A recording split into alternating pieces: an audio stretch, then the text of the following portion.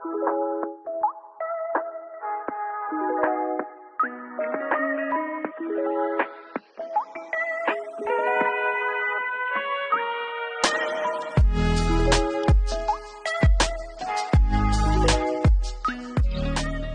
good afternoon. I'm Larry Hoffer, AIAS's Executive Director, and I am very excited to be the host of this segment of Ask an Architect, where I have two guests, both from K-Works Studio, Katie Donahue and Kat Hoerath. Thank you so much for joining me today. Hi, Larry. Thanks for having us. Hi, Larry. Thank you very much for having us. Very excited. Thanks so much for giving your time. So what we like to do when we start Ask an Architect is help our viewers understand who they're listening to. So viewers listening, whatever, you know what I mean? So could both of you tell me a little bit about your educational experience, your career and your architectural experience, just kind of what's brought you to this moment? Sure. Yeah, maybe I'll kick it off and just give a summary of what K-Works is. And sure. Katharina, maybe you can tell the story of how we met and the educational influence part. That was pretty critical for us. So Katharina and I started K-Works a number of years ago, and we run this practice as co-directors.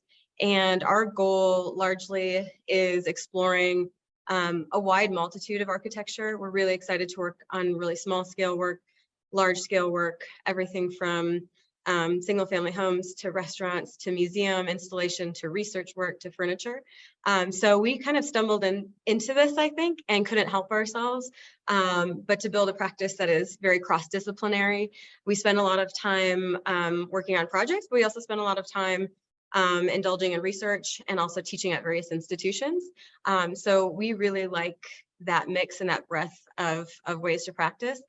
The way that we actually met was through school. We didn't go to school together, but that's how we first crossed paths. And I know I was very heavily involved in AIAS back in my school days, but Kat, do you want to tell the story of how we met?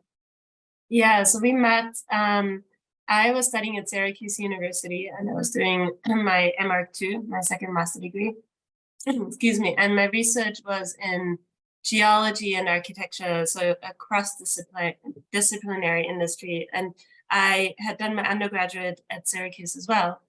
And one day I get a call on my cell phone from the dean of the school asking me if I would give a tour to a potential new student.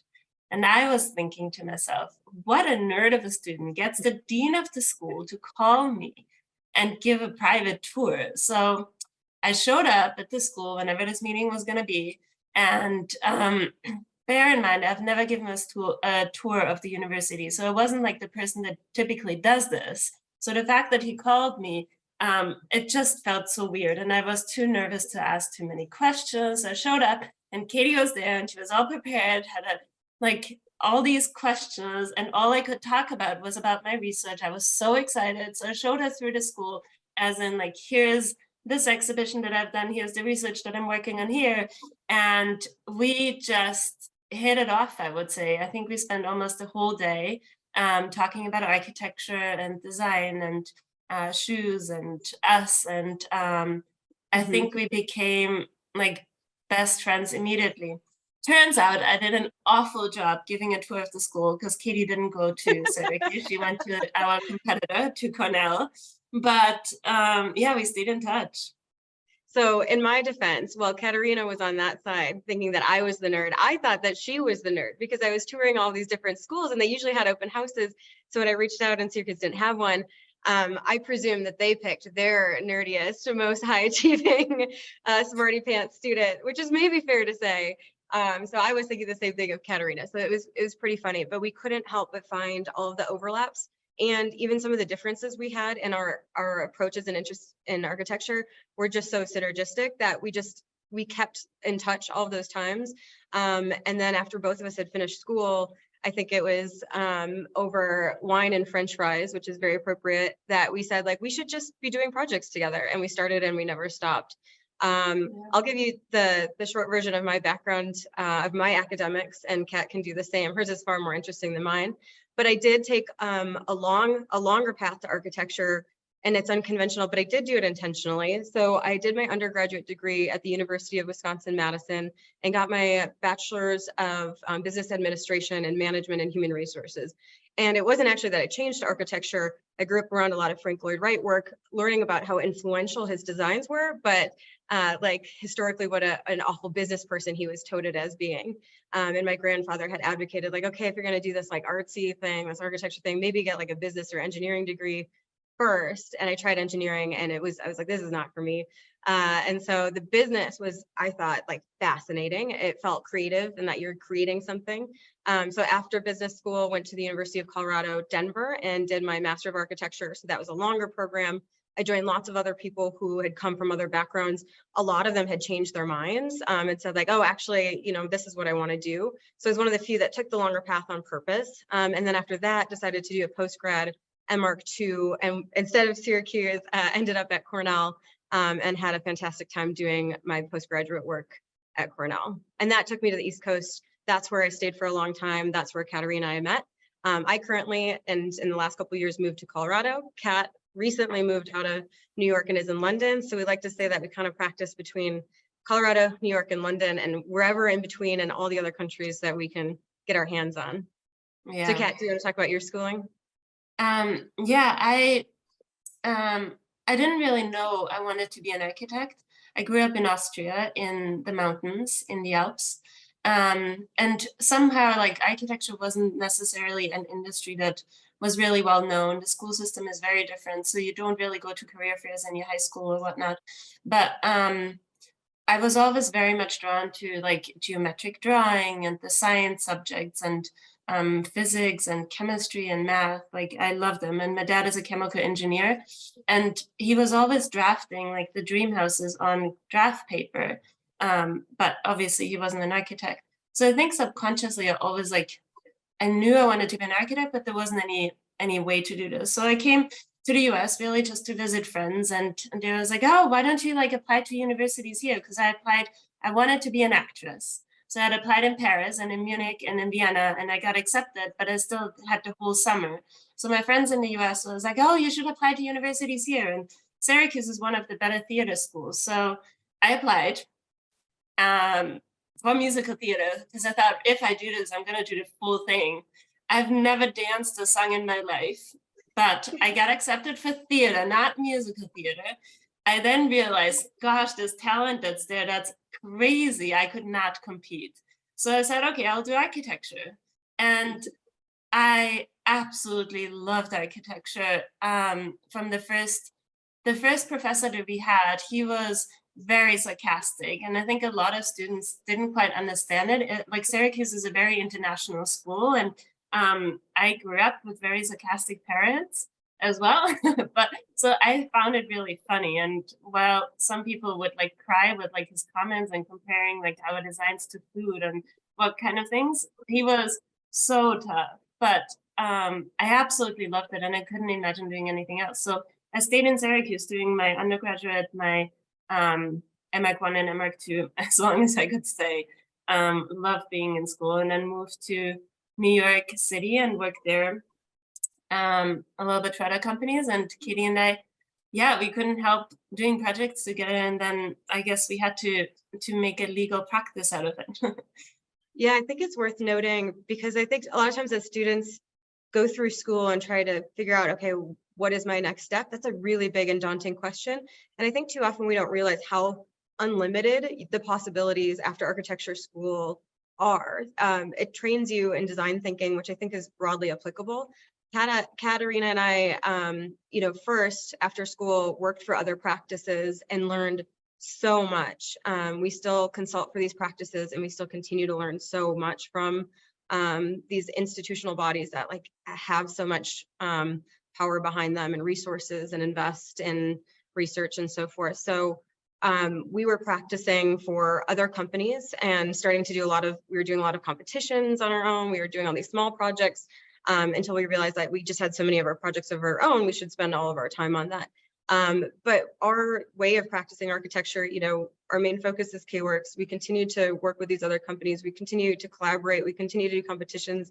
We continue to research, but there are just so many ways to practice architecture. You're Yeah. absolutely right. And one of the things that AIS tries to do for its members is to show them not only the traditional path to basically, if you graduate with an accredited degree, then you can pursue licensure pretty much right away, start to take your exams. But also we like to refer to them as architecture adjacent fields, everything from interior design to landscape architecture to industrial design to building engineering, building sciences, all of that. Because first of all, that may be where you find your sweet spot, but also it doesn't have to happen right away. And I think that some students that graduate with a non-accredited degree do take the time to work in the field to make sure it is what they want before they spend more money on grad school. I just found both of your paths to where you are so fascinating, and I love the story of how you met. I guess you probably never gave another tour after that one, though. Once you No. lost one, huh? We did email the dean though and told him like years after, obviously 5 or 6 years after, and he absolutely loves it. But yeah, no, this was my one and only tour. That's terrific. That's terrific. So why do we need architects? What do you I think? think architects, I think, are problem solvers in a creative way. I guess a little bit like mathematicians, you get some sort of problem tossed at you and you have to figure out how to solve it. But as architects, I think, and what Katie and I, like, we absolutely love like a great challenge, and no matter like what it is, but to think about it and think in a way to like creatively come up with a solution that makes whatever the problem is into something like greater and better, and the experience with it into something a lot more enjoyable. That's for me what architecture is. It's a creative problem solver. If it's formal, if it is like a theory of something. But yeah, what do you think, Kay? Yeah, I think that's so true that you become a problem solver. And I think somebody had once explained it or suggested that, architecture isn't complicated, but it is complex. It's not complicated in like rocket science, which is hard to comprehend, but it's complex in that it's extremely nuanced. And there are so many constituents involved in anything that you build, small or large, and that architects are really the orchestrators who get all those pieces of the puzzle that Katharina mentioned and have to think of the most appropriate solution. And unlike math, there's not one. So how do you decipher so many subjective opinions about, from communities and neighborhoods to jurisdiction boards to like the latest of building technology and your clients? How do you piece all that together? And how do you do something creatively that makes a statement or that reflects humanity in a meaningful way? Like those are big, beefy problems. And I think that's why we love being architects. I think Katharina and I love those puzzles and that game. But I think that's why architects have so much to bring to society, whether it's architecture or architecture adjacent. Like that complex skill set, I think is extremely unique and extremely powerful when you get that wide range of tools and you can help put the kind of puzzles of the pieces of difficult puzzles together. So in addition to being a good problem solver, what do you feel are the most important qualities an architect should have? Good sense of humor. What do you think, Katharina? I actually think that's not that far off, because solving an architectural problem can sometimes be very difficult and complex, and unfortunately, like not unfortunately, but it's never really a linear approach. There is so many meandering paths to get from A to B, and you are not giving all the problems and the issues and the obstacles at once. You're jumping over various obstacles as you're finding the solution, and every time you jump over an obstacle, there's different things that need to change. So I think maybe flexibility is another one I was gonna say. think be that's fair. flexible, like have great You have to be able to persevere. perseverance, yeah. Yeah, I And think. Mhm. create like not nosy, but curious, I guess. I was just gonna say, like, I wanted to go through this long list of like, okay, yeah, you need to be flexible, a good communicator, you have to be able to be patient, but maybe instead of that long list of skills that will lead to being an effective architect, I really think passion and curiosity are what matter. If you find your avenue, you might be a generalist and practice and want to be kind of what we envision as like a project architect in a traditional role, but you might not be. You might be passionately obsessed with learning more about innovations in building skins. You might be passionately obsessed about theory and philosophy, but as long as you have that curiosity and drive, because you're always going to be in a field that's creating. So if you don't have that curiosity to like push ideas, new ideas forward, I think that's what serves good architects the best. Yeah, from what we hear from our members, architecture school is challenging. Both from a workload standpoint and also from an emotional standpoint. I mean, any type of study or profession where you have to deal with criticism of work that you do is obviously tremendously difficult. So I think that once you graduate from architecture school, there's a level of perseverance. And that was one thing that you mentioned, Kat, that I think is so important. And it's almost ingrained in those who want to continue to do it. I mean, some obviously get burnt out and say, I want to get as far away from this, at least for a little while as possible. But curiosity and passion, I think those are great for almost everything, but I would imagine for a field like architecture, absolutely. So you talked about a sense of humor. So given that, can you describe your worst day as an architect and what you learned from it? What do you think, Kat?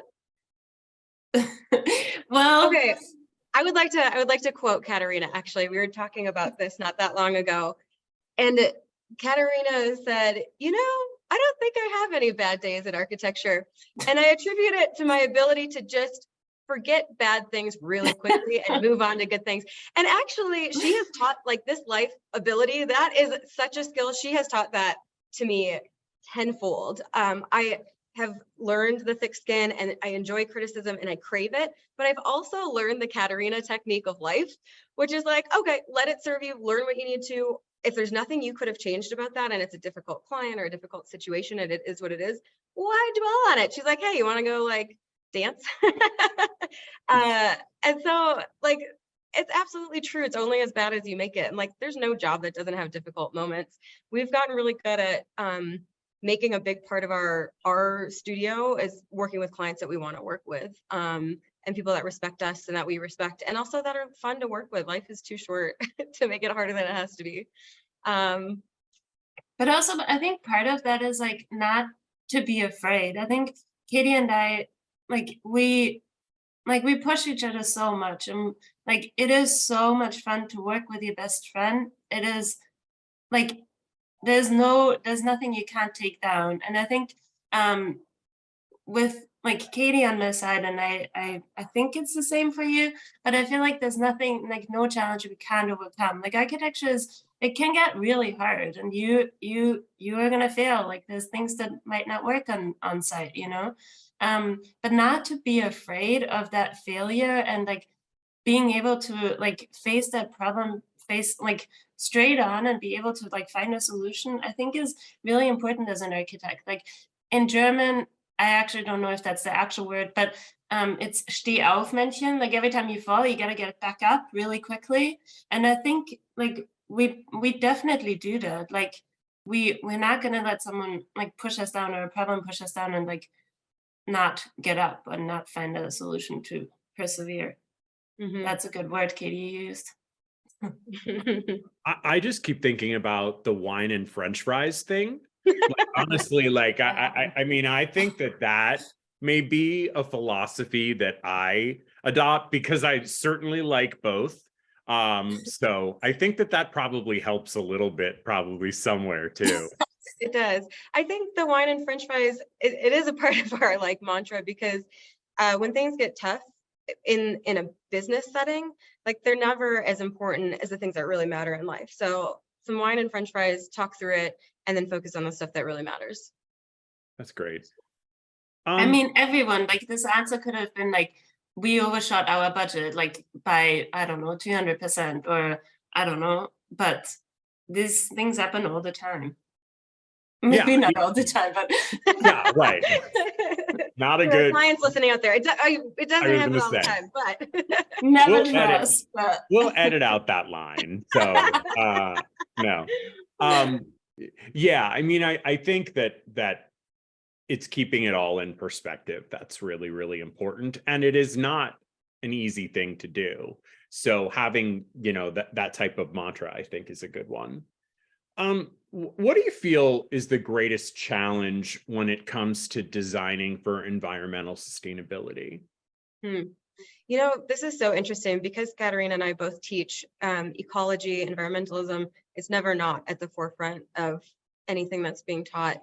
It used to be, I remember when I was in school, like you do a project or you join a studio and it maybe was an ecological studio, right? Like there was a sustainability focus, but that's no longer the case. No building can afford to not have an environmental approach.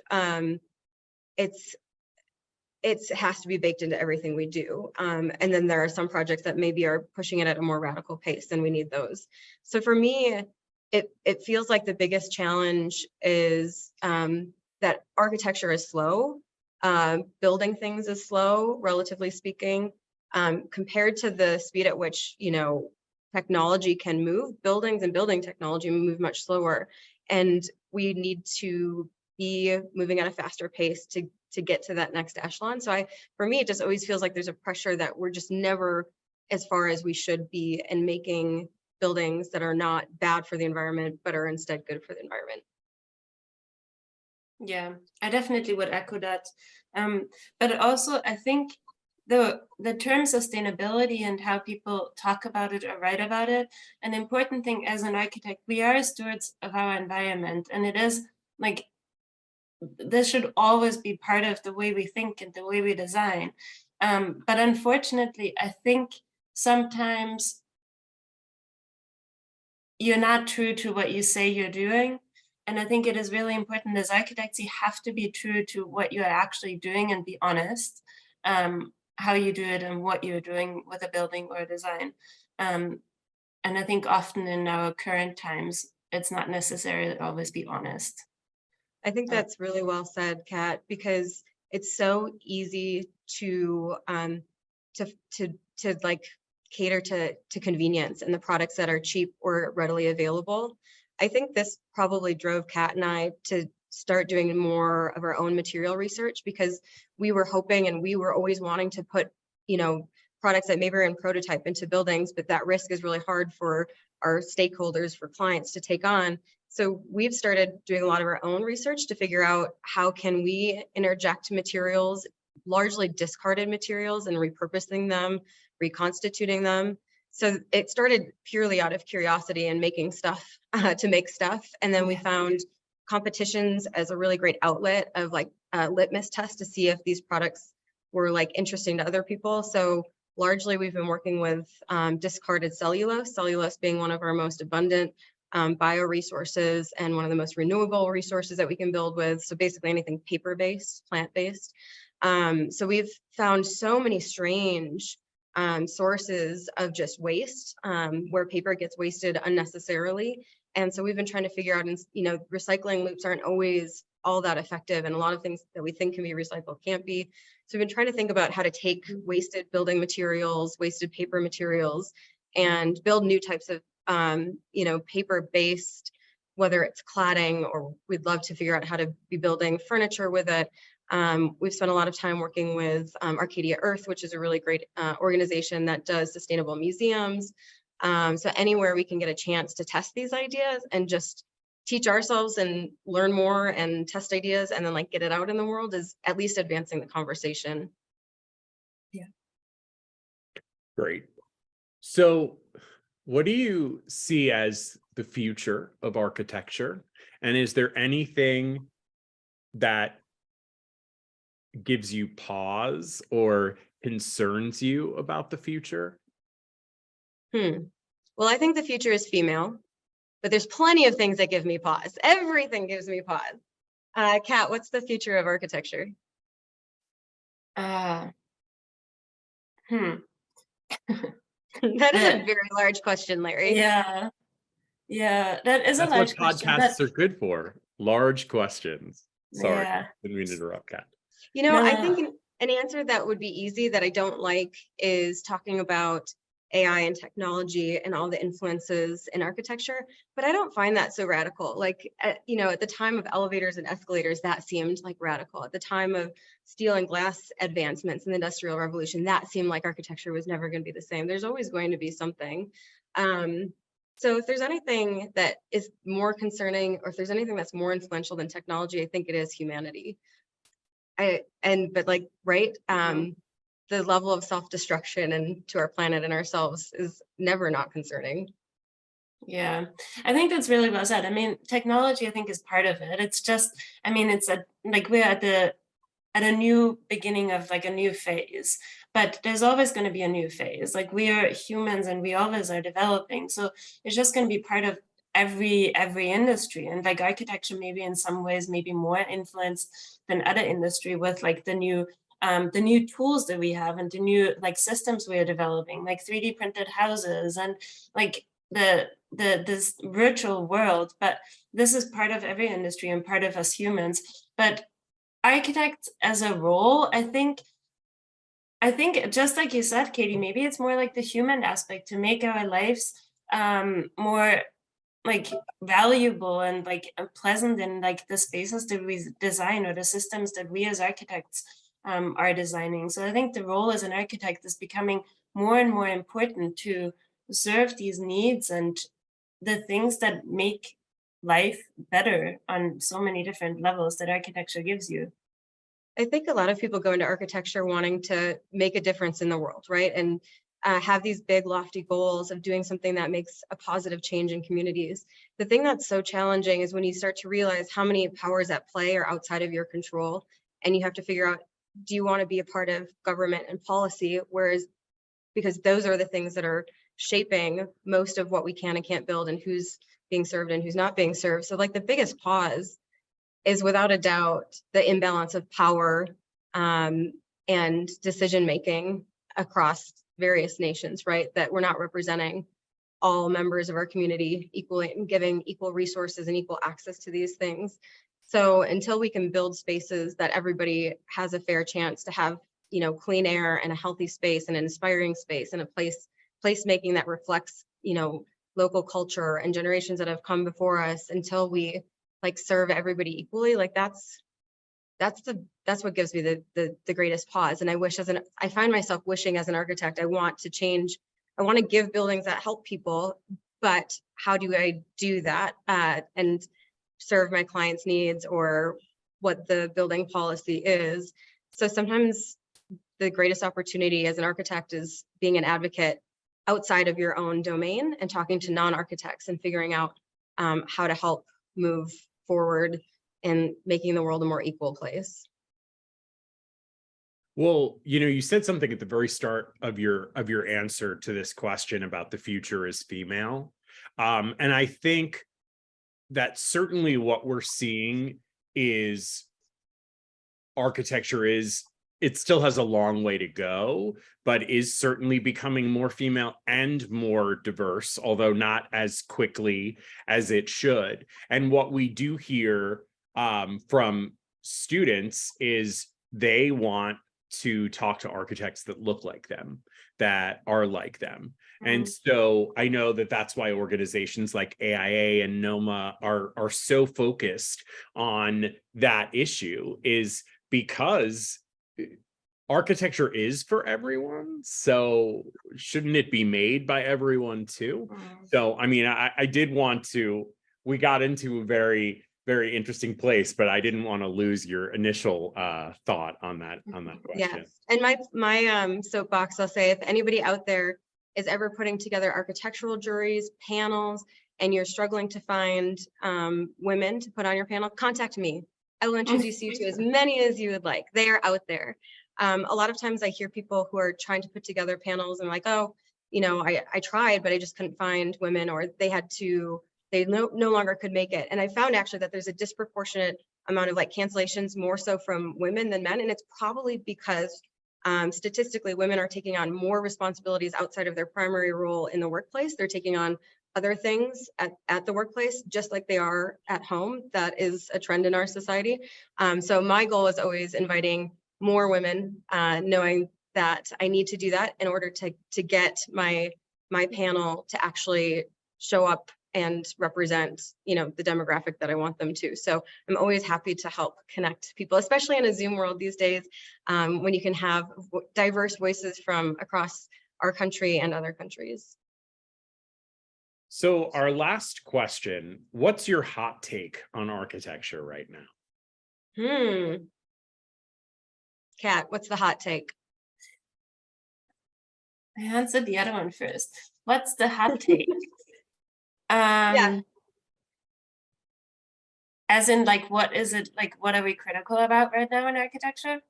Yeah. Okay, here's my answer. I think honesty again. I think there's a lot of development happening that is saying to be it is the most functional, it's the most sustainable, but I think it is lacking in like aesthetics and making it actually a pleasant environment and space to be in. Some developments, I guess it depends on the scale. Yeah, I think that would be my answer, to stay true to who we are and what we actually are supposed to do as architects. Because I think a lot of times it is talked about in a not honest way. What would you say, Kay?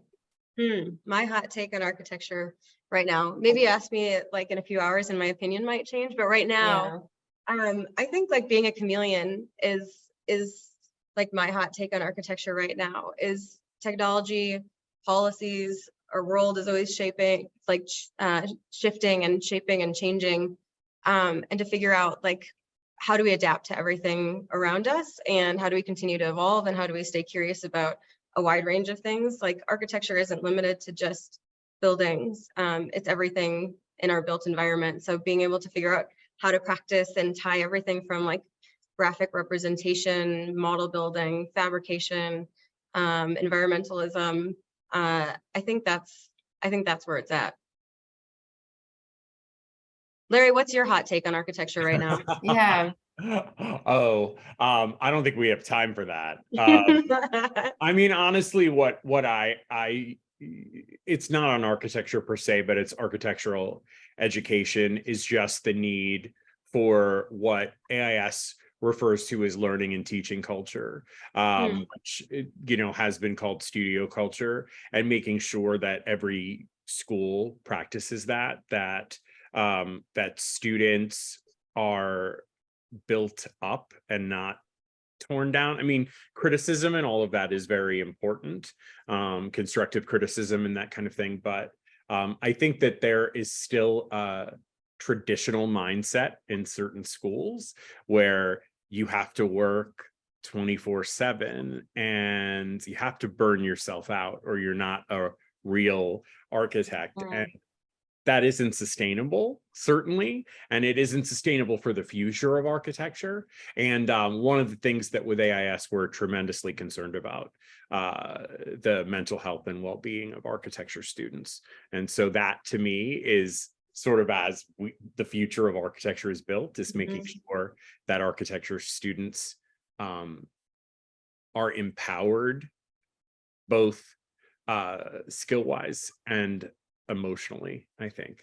So that's an interesting take. Sorry, go ahead. No, go ahead, Kat. Because I think our generations are actually changing. Like the experience that I have been having in the universities are actually the opposite. Like I want them to work a lot more. And I don't know if it's like this Gen Z, this like laid backness of like, no, it is like evening, this is like my time. So I do think there needs to be a balance. There's definitely both sides. But does our generation of like where our youth is at now, I think they have so much, so some of them, or like some of the institutions have so much more of a stronger voice than I feel like what we had, that I think there needs to be a little more of a balance in between. Right. It's a really good point because absolutely, and since Kat and I teach now, we can compare it to our studio experiences, and it was absolutely more common to have toxic cultures, and that this was some like rite of passage, and that we know and realize now that that's not healthy and it's not sustainable. And so I get asked that question all the time, like, how do you balance all of these things? And there is absolutely no one right answer because everybody is incredibly different. And there you have your own battles and your own things you're balancing, whether it's family or friends or jobs or other things that you need to stay healthy. So the first thing I always say at the start of studio is like, you have to define what your boundaries and needs are. If you need 12 hours of sleep a night, 8 hours of sleep a night, 4 hours of sleep a night, that's up to you, but you have to know what you need. Just like you also have to know what else keeps you happy and healthy and sane, and it's family time, reading time, like making sure you get exercise, whatever it is, you have to set those things. And then the time you have left is the time you have to do good work. So you have to figure out how to pace those things and then communicate to your classmates and group mates, and structure those things. And it's, I mean, that's hard, like easier said than done. It's something we are all trying to find this magical word of balance throughout our entire lives. And our responsibilities change as we have families and so forth. So it breaks my heart when I see women leaving the industry because of that burnout, because they're carrying a disproportionate amount of responsibilities outside of architecture. So flexibility is our greatest asset, like technology and leveraging it to be able to communicate through other means, so that like somebody who has this need or this other thing they have to balance, they can still do the work. And then, you know, we just use Zoom for something, or we communicate and share it with each other via this channel. But flexibility is the greatest tool to allow people to meet their own personal needs, so that we can keep women and minorities and people who are marginalized in the profession, because those are the ones that are most often disproportionately pushed out because they're carrying more burdens. But yeah, I'm happy to see there is a shift in that culture and that mindset, but mental health has not been talked about nearly enough, and like that's at the crux of it. Agreed. Well, thank you both so much for such a thought-provoking conversation. I think that there's so much here that we could have dug deeper into. So maybe we will Part two. Yeah, let us know when we'll do part two. Part two. So I just want to thank you both. And thanks to everyone for listening to Ask an Architect, and have a terrific day. Thanks, Larry. Thank you.